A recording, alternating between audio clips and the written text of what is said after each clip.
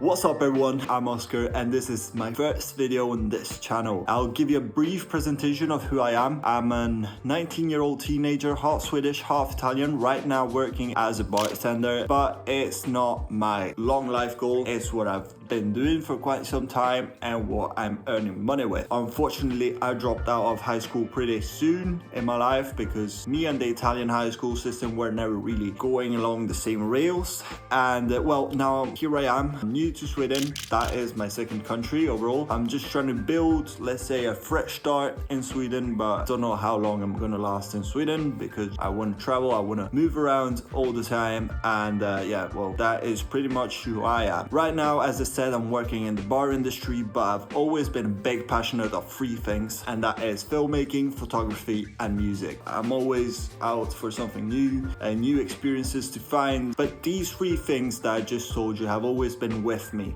my whole life. Or not really my whole life. Music has been with me since I was something like 6. Photography came a bit later when I first picked up my dad's camera, and then video making came in when I was maybe 15, 16, when I just started making my first gaming videos. Here I am, I'm sitting here on my couch, currently 2 a.m. in the morning. I'm here in Sweden, in Stockholm. Maybe I'm speaking too loud, maybe I am.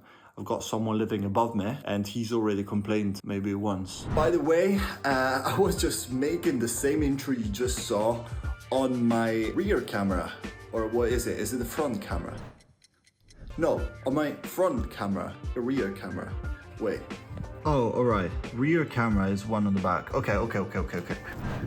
So as I was saying before this sort of misunderstanding, I was actually taking this same intro you just saw, I was actually shooting it on my front camera. I didn't think there was so much quality difference when I then flipped out my phone and started recording with the rear camera.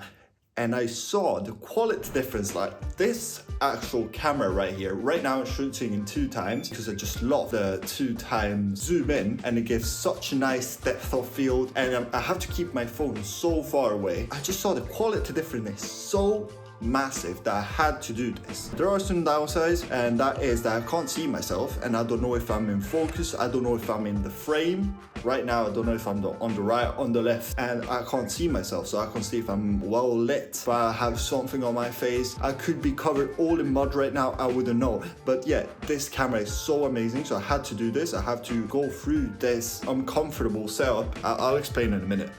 And as I was saying, the whole point of today's video is actually buying a new camera. This almost looks like a mirrorless DSLR, whatever, full frame camera, but I can't see myself, first of all.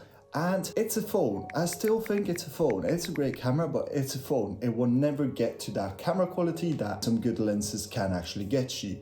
Now, as I said before, I've always shot on my dad's equipment, so I don't really have high standards, but I used to think I'm pretty good in post-processing and in editing, so I've always come out with something very nice. Problem is that I don't have any equipment or gear with me right now. So I've always been loaning from dad, from family, from friends. Don't really have anything with me right now. At this moment, I don't know if this shot is centered. I'm gonna be so mad if I have to redo this whole thing. The whole point of today's video is actually buying this new camera, and I would say my budget is somewhere around $1,200. That means camera body and lens. So well, I'm gonna just dig deep into research. I'm gonna try to find the best camera possible at that price, even used. Let's just dive right into it.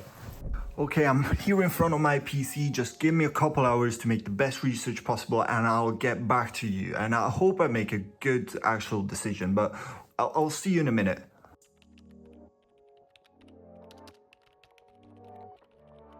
After almost 1.5 hours tonight as well, it's more and more confusing. The more you look for what the best camera might be, it's more and more confusing. I know there is no best camera, and it's not easy to find the right one. There are so many different models, number, marks, versions, lenses. It's very complicated, and I'm trying to wrap my head around this. I'm trying to write down notes and everything, so I'm trying to get to an end point. Just look at all the different selection there is. Of course, many of these are out of my budget, but all the ones that are in my budget, maybe this one 80D, this one RP, or this one XT30. There's so many. There's just so many of them. I know that as a beginner, your recommendation and as a professional photographer's recommendation would be buy any camera and get good with it. A good recommendation actually. And I've already had my time with a good camera, with a decent camera. What I'm trying to do now, because I'm buying it with my own money, is have a little bit of more of an investing at the start, just to not have to in a year have to upgrade because I feel like I'm missing something. So that is my thinking right now. Maybe it's an amateur thinking, maybe it's whatever, just not to have to upgrade in 1 or 1.5 years and have to reinvest another total amount of money. Guiding you through my thinking process might be completely wrong. Good evening to you, everyone. It's been 2 days since the last recording you saw of me, and I've been studying, I've been researching, I've been doing quite a lot of everything you can even think of to find the perfect camera. And you might be wondering, what camera did you buy at the end?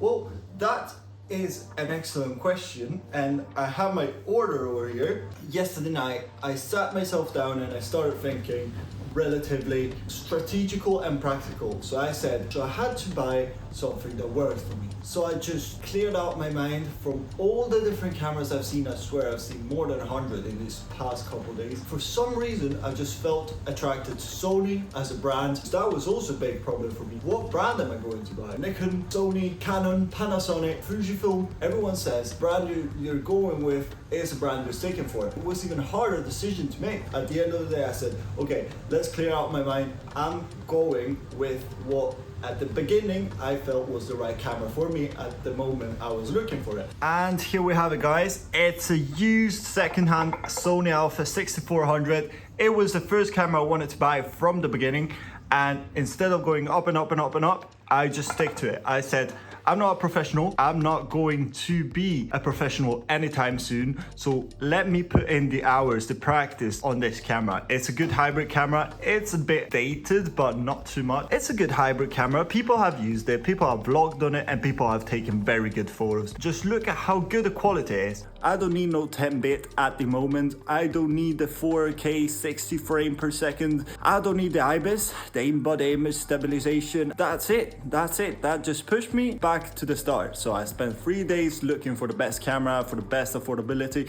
But at the end of the day, this is the camera that most are recommending as a starter camera, and this is the camera that seems to be going best even after 5 years that it's been out. Really happy I found this deal, this secondhand deal. It's a really good camera, so I'm very hyped to try it, and I'm really hyped to post some new content on this channel and to show you. I'm happy with what I did. There's no time to waste now. You've been here, you've been sitting here for 5-6 minutes, and there's still no camera, so let's just jump to the day it arrives, right?